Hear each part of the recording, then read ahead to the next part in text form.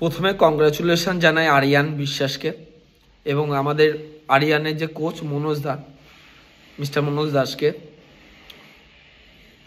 আর congratulation জানাই mister Subrata ঘোষকে এবং তার কোচ মিস্টার সংলাপ নাহাকে। খুব ছোটোবেলার থেকেই এক্সারসাইজ আমরা চালু করেছি। এই আরিয়ান ফারিয়ান সুব্রত এরাও খুব অল্প বয়স থেকে করছে, আমিও তেমনি করছি। হয়তো আমাকে দেখায় বডি সেরকম নেই, সেটা আলাদা বিষয়, কিন্তু এক্সারসাইজ একটা প্র্যাকটিস। সবাই যে বডি বিল্ডার হয় এর কোনো মানে নেই, ঠিক আছে? এক্সারসাইজ আমাদের কাছে ইমোশন, আমাদের কাছে একটা ফিজিক্যাল অ্যাক্টিভিটি, মানুষকে সুস্থতার মাধ্যমে নিয়ে যাওয়ার একটা প্রক্রিয়া।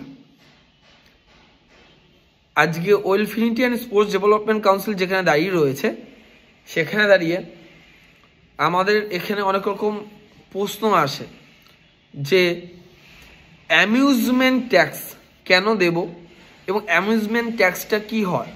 অ্যামিউজমেন্ট ট্যাক্সটা হচ্ছে একটি এন্টারটেইনমেন্ট ট্যাক্স। আমি সরকারের কাছে এই ভিডিওর মাধ্যমে আবেদন জানাবো, আপনারা যেসব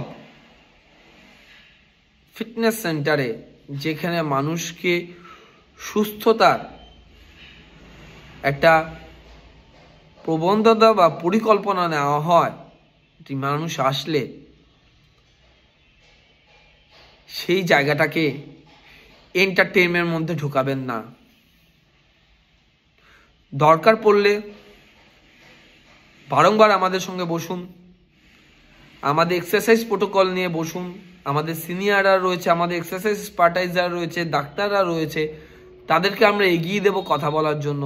আপনারা বসুন, স্পোর্টস সায়েন্স এবং এক্সারসাইজ সায়েন্স কতটা এগিয়ে গেছে এটা একটু আমরা আপনাদের সঙ্গে বসে আলোচনা করতে চাই।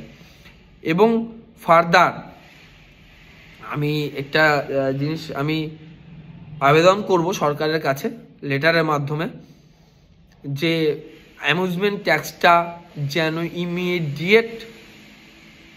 ইমিডিয়েট বন্ধ করা হয়।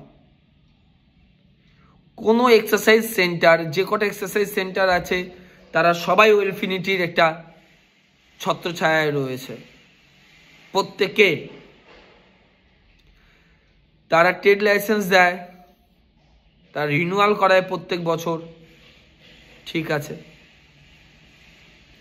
তাদের যা বিআইএস অ্যাক্ট মানা উচিত তারা মানবে, কিন্তু অ্যামিউজমেন্ট ট্যাক্স যখনই আপনি নিতে আসবেন তখন এটা কিন্তু একটা আমাদের ছোট পর্যায়ে নিয়ে চলে যায়।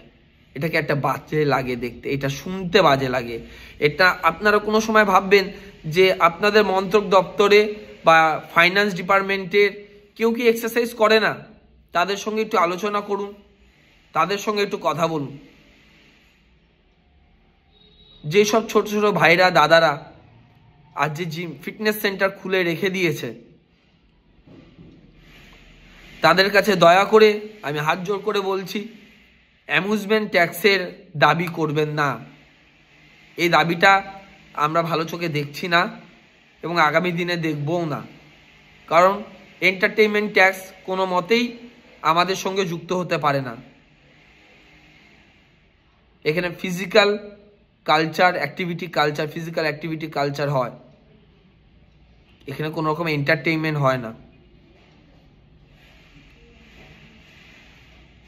গান চলার জন্য সেটা এন্টারটেইনমেন্ট। আমরা কোনো ডিজেওয়ালা বাবু না,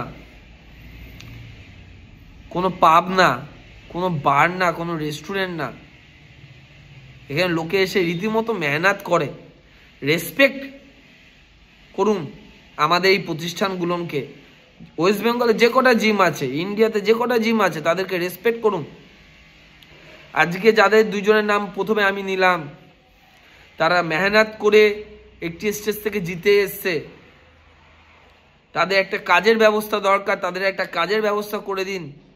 এটা নিয়ে ভাবুন, নাকি চিঠি পাঠিয়ে দেওয়া কলকাতা পার্শ্ববর্তী এলাকায় অ্যামিউজমেন্ট ট্যাক্সকে পরিচালিত করছেন যারা, আমি তাদের কাছে সবিনয় নিবেদন করছি, কলকাতা হোক বা কলকাতা অধ্যুষিত যে কোনো জায়গা হোক, এটা খুব ঘৃণ্য একটা ওয়ার্ড আমাদের কাছে যে এন্টারটেইনমেন্ট ট্যাক্স আমাদের দিতে হবে। তাই আশা রাখি আমরা আপনাদের কাছে খুব তাড়াতাড়ি একটি লেটার পাঠাবো, খুব তাড়াতাড়ি মিনস তাড়াতাড়ি ফাইন্যান্স ডিপার্টমেন্টে একটা লেটার পাঠাবো, আপনারা সেটাকে নিয়ে বিচার্য বিষয়ে রাখবেন।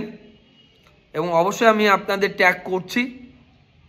আমার এই ভিডিওটা আপনাদের কাছে কতটা পৌঁছাবে বা কতটা স্প্রেড হবে আমি জানি না, কিন্তু এটাকে লক্ষ্য রাখবেন, এটাকে দেখবেন এবং ভাবনা চিন্তা করবেন। আমরা সামনের সপ্তাহে আপনাদের কাছে আমরা একটি লেটার পাঠাচ্ছি যে ফিটনেস সেন্টার থেকে যত এক্সারসাইজ সেন্টারগুলো আছে সেইখান থেকে এন্টারটেইনমেন্ট ট্যাক্সটাকে আপনারা বাদ দিন খুব তাড়াতাড়ি।